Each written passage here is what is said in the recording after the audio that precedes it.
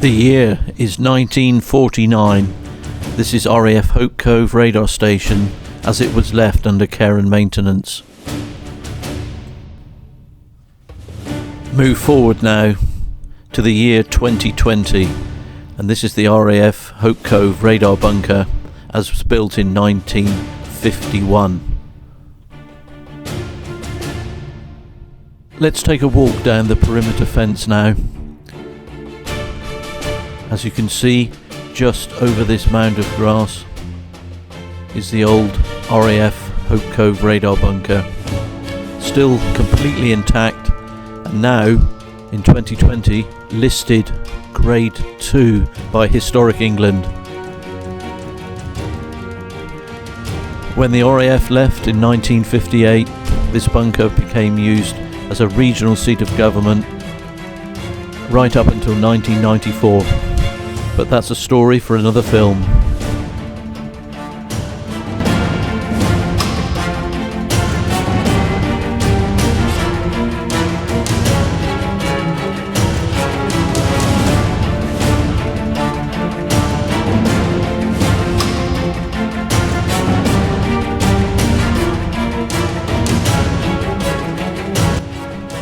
Now, in 2020, this bunker lies empty, abandoned, and coincidentally up for sale.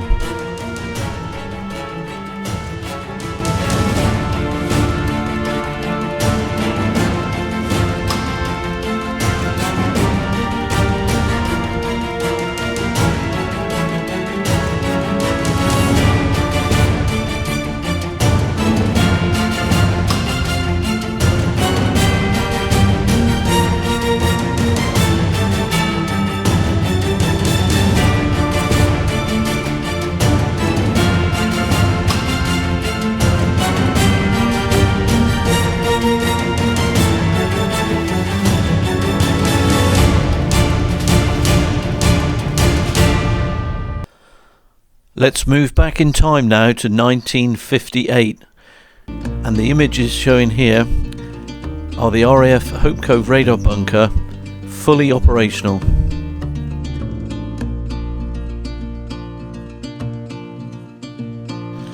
Now back to 2020, and let's have a look around the site and see what would have been happening and how the radar would have been working. We'll now move across and have a look at the modulator building, which was the base for the Type 80 radar, which in actual fact was the actual radar array was never actually fitted. The building was built, but the radar dish itself was not fitted. This building now is also listed Grade 2 by Historic England. And the following images show the types of radar that were operating here at RAF Hope Cove.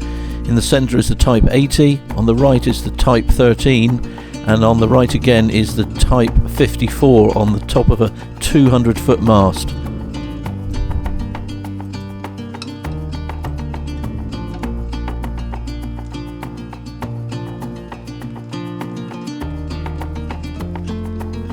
And coming up in the next image is an example of what the Type 80 radar would have looked like had it been fitted at RAF Hope Cove. The actual dish itself was massive. It measured 75 feet by 25 feet.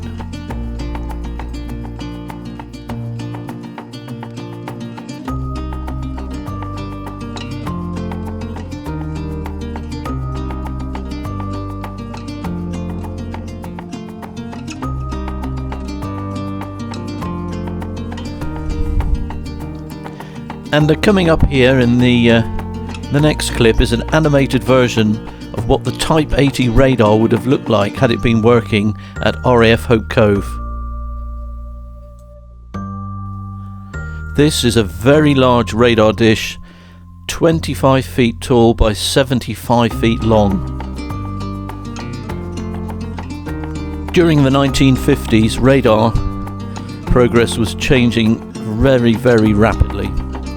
And as it started with the Cold War, there was a thought that the nuclear attack would come in the shape of bombs dropped from aircraft, but it fast became very apparent that the interballistic missiles were going to be the way that nuclear attacks were formed, and in this regard the radar of the era was becoming fast obsolete.